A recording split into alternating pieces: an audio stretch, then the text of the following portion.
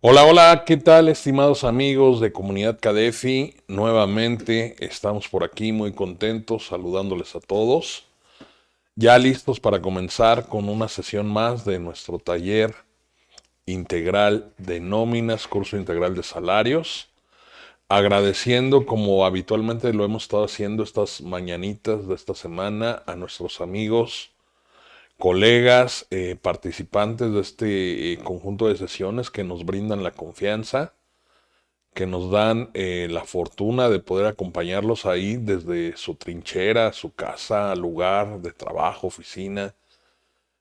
Incluso ya con la tecnología móvil, pues prácticamente hoy desde donde les plazca, ¿no? A lo mejor por ahí habrá algún colega, algún amigo, algún empresario que esté en alguna playa exótica y pues gracias por el favor de su atención, ¿no? Si en este momento están enlazándose, están conectándose a esta sesión, yo más que agradecido.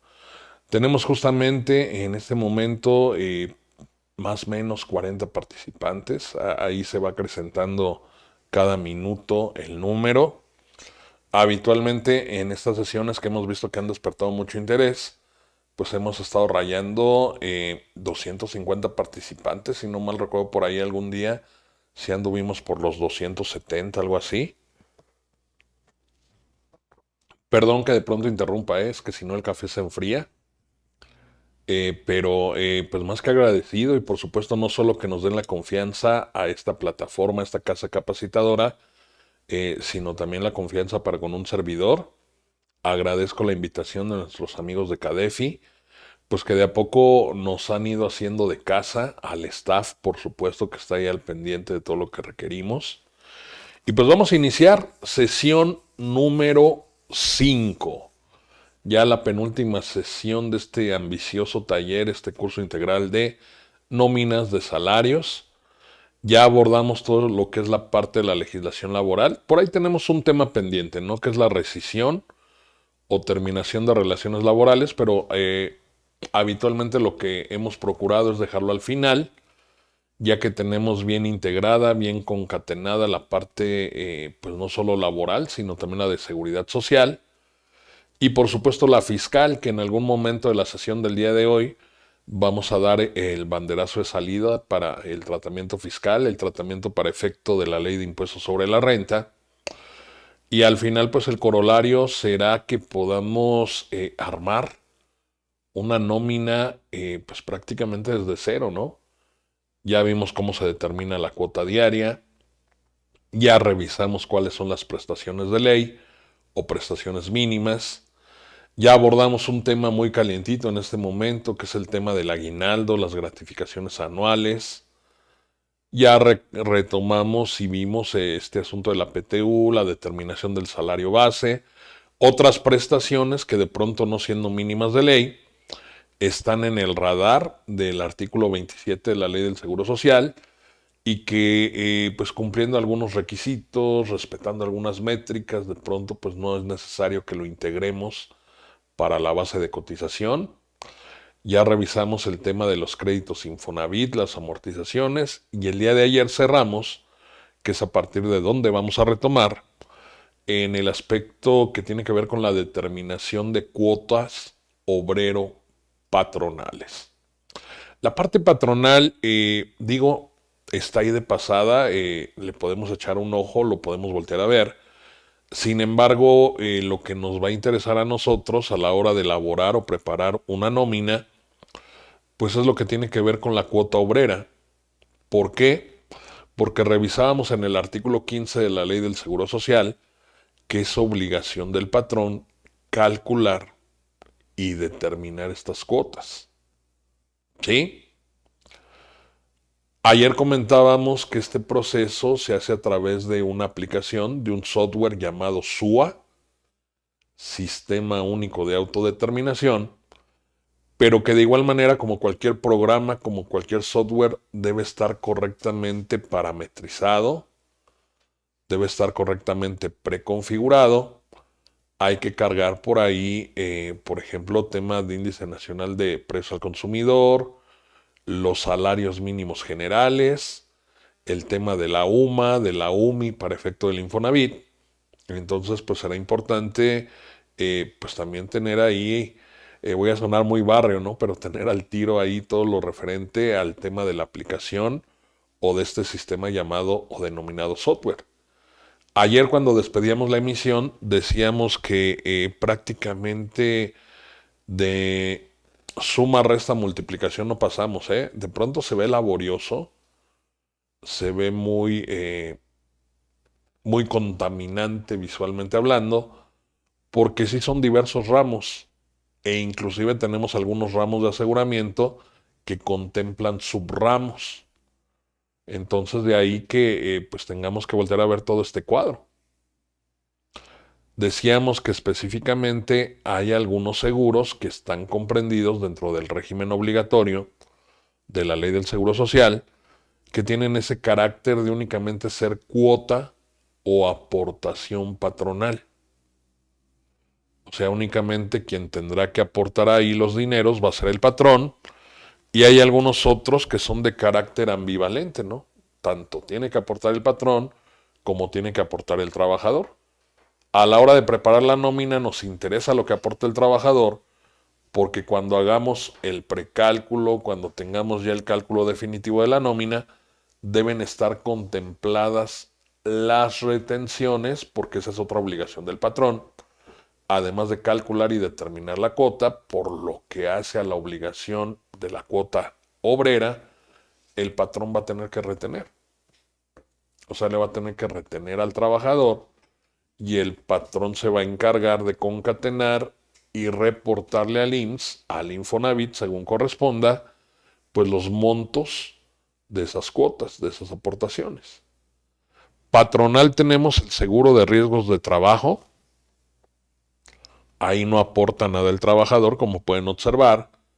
Decíamos que no es una tasa fija porque tenemos ahí el punto 50 a nivel de porcentaje en el tema del patrón, pero más bien hacíamos referencia que era el porcentaje mínimo de este asunto de los riesgos de trabajo.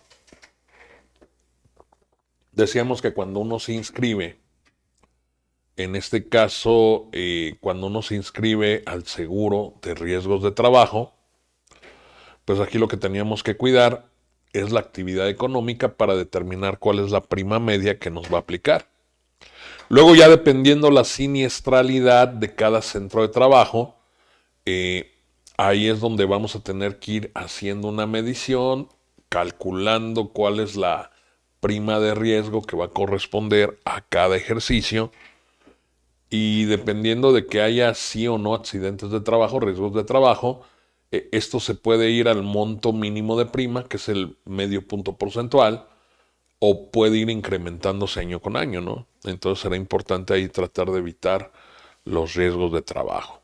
Otro seguro que es totalmente de carácter patronal es el de retiro, el que tiene que ver con los recursos que se destinan a la Afore, y que en este caso el patrón tiene que aportar un 2%. Tenemos también guarderías y prestaciones sociales y las prestaciones en especie, ¿no? Que como característica adicional, como una situación distintiva, decíamos que las prestaciones en especie, por lo que hace a la cuota fija, no se determinan en función del salario base de cotización. La base que vamos a utilizar es el valor de la UMA, la unidad de medida y actualización. Esto funciona de la siguiente manera. En la mayoría de los ramos de aseguramiento voy a tomar el salario del trabajador tal cual como ya vimos, ya revisamos que debe integrarse, y ese salario ya integrado lo vamos a multiplicar por los días en que el trabajador cotizó, habiendo laborado todos los días el trabajador, pues por los días naturales de mes, va a ser como tal el periodo de cuotas, y ya que lo hayamos elevado a esa temporalidad, vamos a multiplicar por la tasa de financiación, según corresponda, ya sea que se trate de una aportación patronal o de una cuota obrera. Ahí teníamos marcado en el seguro de retiro, ya ahí en los penúltimos renglones, la cuantía a nivel de por ciento del ramo de cesantía en edad avanzada y vejez. Ahí le pusimos un circulito porque actualmente ese monto, ese porcentaje ya no es de carácter fijo. Tuvimos una reforma a la ley del Seguro Social en 2021 con efectos a partir del año 2023 este porcentaje de cuota en lo que hace a lo que debe aportar el patrón va a ir variando año con año, ¿no? Va a tener un aumento gradual hasta haberse incrementado pues prácticamente 8 o 9 puntos porcentuales más del 3.15% que teníamos ahí previsto.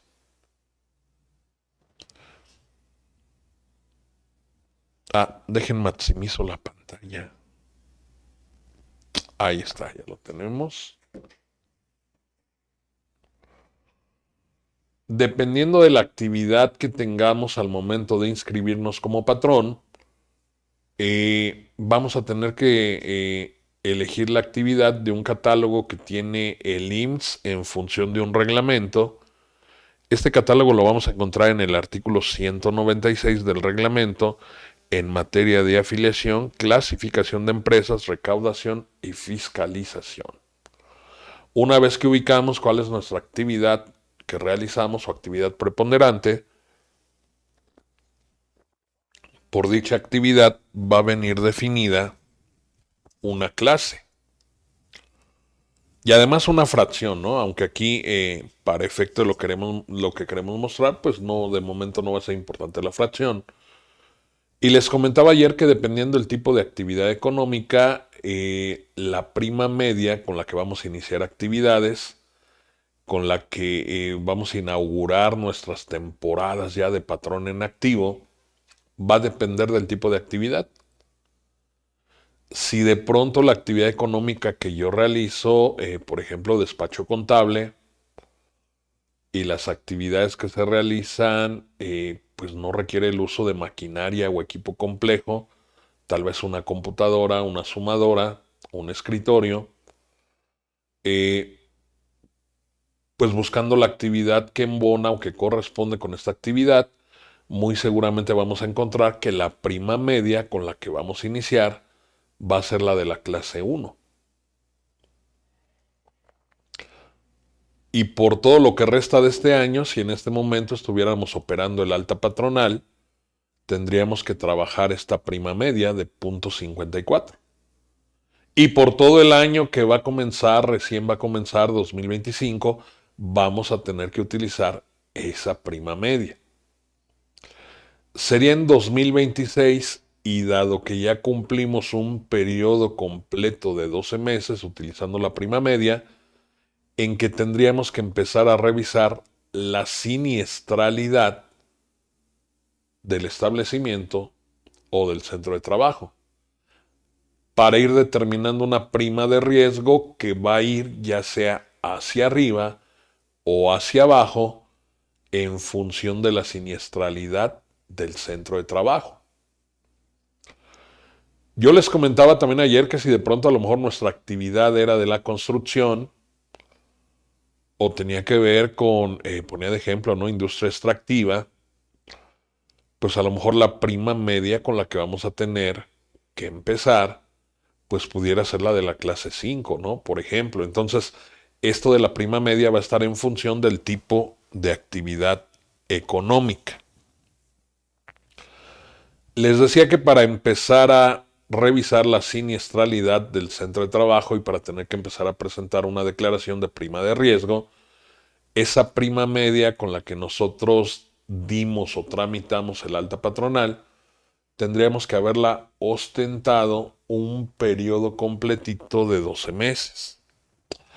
A partir de ahí, en el mes de febrero de cada año, esto sería el ejercicio inmediato siguiente, yo tendría, ya sea con el apoyo del sitio que para estos efectos destina el IMSS, que usualmente hay una liga ahí en lo que es la página de internet del IMSS, o incluso a través del SUA, el Sistema Único de Autodeterminación, entendiendo que hemos venido registrando las incidencias cada que algún trabajador se ausenta con motivo de una incapacidad laboral y dentro de ello incluyendo aquello que ya se dictaminó como parte de un riesgo de trabajo.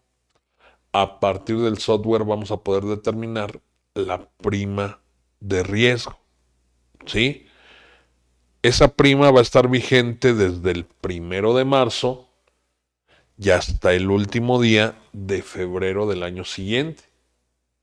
Así es como va a operar el tema de la prima de riesgo. Y en todos los casos nunca va a poder haber una variación, ya sea hacia arriba o hacia abajo, en más de un 1%. Ojo, este tema de calcular o determinar la prima de riesgo es optativa para patrones con menos de 10 trabajadores. Dentro de este cálculo o determinación, que tal y como ya comentamos, se puede automatizar con el propio sistema SUA, lo que se va a incluir por default o en automático son los riesgos de trabajo que se hayan terminado en el ejercicio. ¿Cómo podemos validar o corroborar que estos riesgos de trabajo ya son terminados? Pues al contar con el alta del trabajador, o sea, cuando ya lo dieron de alta de su incapacidad, ante un dictamen que determine una incapacidad permanente parcial o incapacidad permanente total. Estamos hablando que el formato para dar de alta al trabajador es el formato ST2, el ST3 cuando ya se dictaminó una incapacidad permanente parcial o total o inclusive la muerte del trabajador. Estas tres situaciones que estamos volteando a ver es lo que determina que un riesgo de trabajo ya se dio o ya se entendió por terminado en el ejercicio. Aquí tenemos una pregunta que nos hacían el día de ayer acerca del tema de los accidentes en trayecto. Si bien la normatividad prevé que estos accidentes en trayecto tienen que considerarse riesgo de trabajo, no se van a incluir para efecto del cálculo de la siniestralidad. ¿Por qué no se van a incluir? Porque ciertamente, y es una realidad, pues los mismos no ocurrieron, este tipo de accidentes o siniestros, al interior del centro de trabajo.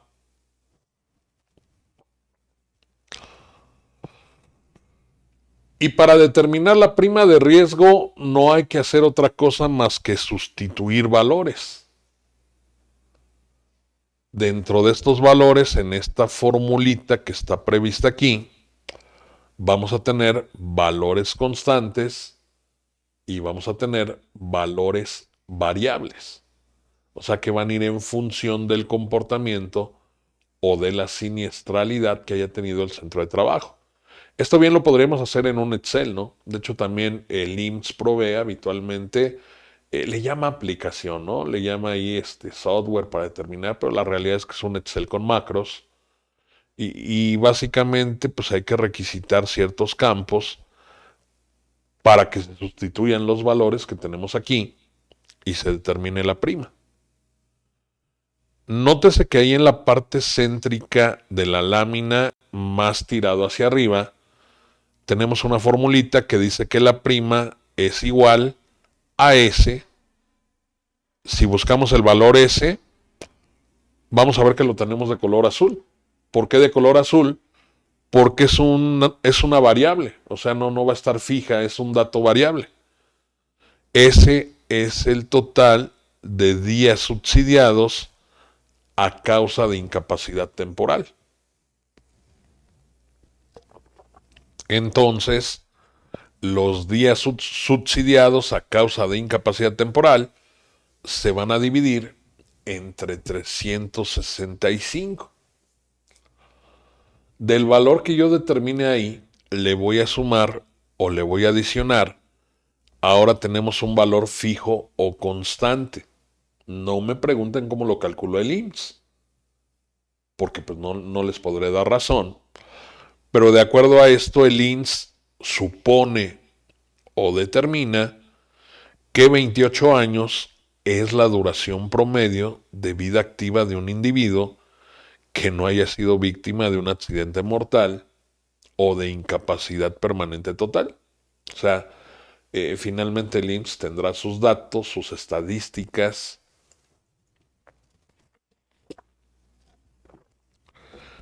Ya que le adicionamos al primer cálculo esta B, que es la duración promedio de vida activa, vamos a multiplicar los resultados obtenidos de haber hecho una sumatoria entre los porcentajes de incapacidades permanentes parciales y totales divididos entre 100 y el número de defunciones. Ya que tenga ese otro valor, lo voy a multiplicar por el valor que arroje, dividir 2.3, que es el factor de prima, ese también es un valor fijo constante, entre n, que es el número de trabajadores promedio expuestos al riesgo. Una vez que quede determinado el valor, vamos a terminar sumando o adicionando a nivel de decimal y no porcentaje el valor de 0.005. Este valor también es fijo o constante, que va a terminar siendo la prima mínima de riesgo. Si el resultado que me arroje supone una variación de más allá de un punto porcentual hacia arriba o un punto porcentual hacia abajo, pues no podría ir más allá de eso, ¿no? O le adiciono un punto porcentual más o me bajo un punto porcentual. Pero más de ese valor no podrá haber variación de un año a otro. Esto como parte de un breviario cultural, o sea, entendiendo si hay un área de recursos humanos, un área de nóminas, empresas muy institucionales, seguramente puede haber hasta un departamento exclusivo que vea los temas del IMSS, pero digo, no nos hace daño, no es bueno saber cómo rayos o a partir de qué fórmula se determina la prima de riesgo de trabajo. Vamos a cerrar este tema revisando lo que es la reforma al sistema de pensiones. Esto ocurre en 2020, que es cuando se publica el decreto reformatorio de ley. En este caso lo que se modifica, lo que se reforma es la ley del Seguro Social y tiene que ver específicamente con el ramo de retiro, pero no es ese 2% que se aporta a la FORE, ¿no? Sino específicamente con el subramo de cesantía en edad avanzada y vejez. Nótese que para el trabajador, por lo que hace al tema de la cuota obrera, no tenemos ninguna variación. En lo que hace al tema de la aportación patronal a este subramo de cesantía en edad avanzada y vejez, les decía que veníamos trabajando con una tasa de financiación del 3.15%. Sin embargo, la reforma en comento que se publica en 2020 se vuelve vigente en 2021, pero que empieza a surtir efecto desde 2023, prevé aumentar esta tasa porcentual de financiación en prácticamente 9 puntos porcentuales. ¿Esto qué significa? Que está proyectado un incremento, un costo fiscal, por lo que hace al tema de contribuciones de seguridad social. Incremento que se ha venido haciendo tangible, pero yo les comentaba ayer que más allá de que esté en función de una tablita que contiene este mismo decreto, pues este incremento a la aportación del patrón, por lo que hace al subramo de cesantía en edad avanzada y vejez, es de manera gradual o se va a ir determinando de manera gradual. No porque tengamos una tabla que sea progresiva, sino más bien porque el mismo decreto prevé aplicación de tablas graduales. Se contempla o se maneja, por llamarlo de alguna manera, un periodo de transición desde 2023, que es cuando empieza a surtir efecto la reforma, y con miras al año 2030. justamente en este momento la tablita progresiva que estábamos volteando a ver y que va a determinar para cada patrón, según su trabajador y según el salario base de cotización que ostente, cuál es el porcentaje que tendrá que aplicar, pues es el que tenemos ahí encerrado en ese cuadrito de color rojo. Habrá que decir que prácticamente la mitad de renglones de estas tablas han quedado inutilizados o han quedado inviables. Incluso por ahí algunos colegas que adicionalmente tienen formación de abogado y que se dedican a litigar, obviamente en fiscal, pues contemplan o han considerado con el cambio gradual que hay cada año en cuanto a tema de asignar una tabla, pues que se estaría aquí violentando derechos de los contribuyentes, que se estaría transgrediendo finalmente tema de proporcionalidad, además de que luego pareciera que legislan con las patas, ¿no? Llaman mucho la atención los rangos, por ejemplo, vean el primer renglón de cada una de las tablas. Toma siempre como base o como punto de partida un salario mínimo.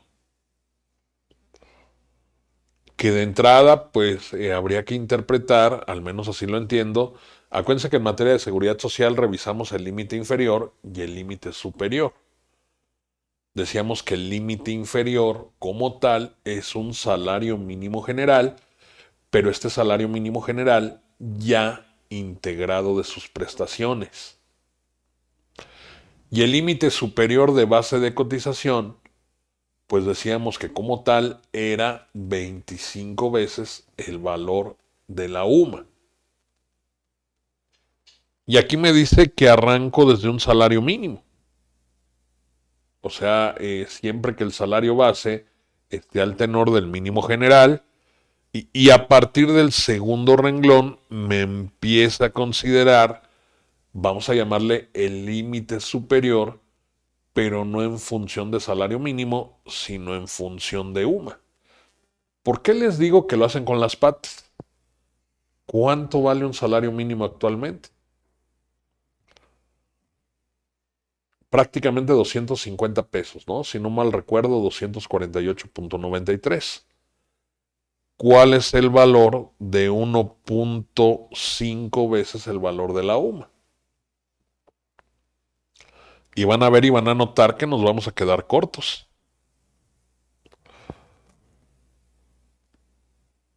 ¿Cómo rangueo o cómo ranqueo? Ahí como lo quieran, a lo mejor las dos están mal, pero bueno, me salió a flote el barrio. El segundo renglón de las tablas. Cuando me dice que el límite inferior son 219 y el límite superior es 162.86. A ver, espérame, ya no entendí. Ya como que se empieza a normalizar el asunto a partir del tercer renglón. Pero, ¿qué intervalo de valor consideraríamos en el segundo renglón?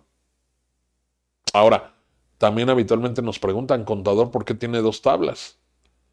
Pues como el legislador le gusta ponernos ahí a trabajar, como no tenemos muchas cosas que hacer, me dice el equivalente en veces el valor de la UMA, pero nosotros tenemos que hacer esos cálculos, ¿no? Por ejemplo, tomo el valor de la UMA 1.51, lo multiplico por la UMA, dos veces el valor de la UMA, 2.01, 2.51, y ahí para que se entretengan un ratito, ¿no? Aquí ya lo hicimos por ustedes. Lo que está en color cremita son esos valores ya convertidos en el número de veces el valor de la UMA. Ahora, el por qué tenemos dos tablas simple, una UMA, un cierto valor, está vigente del 1 de enero al 31 de enero y otro valor está vigente del 1 de febrero hasta enero del otro año. O sea, vean todo lo que debemos cuidar. Dicen que la automatización, los softwares y todo, si de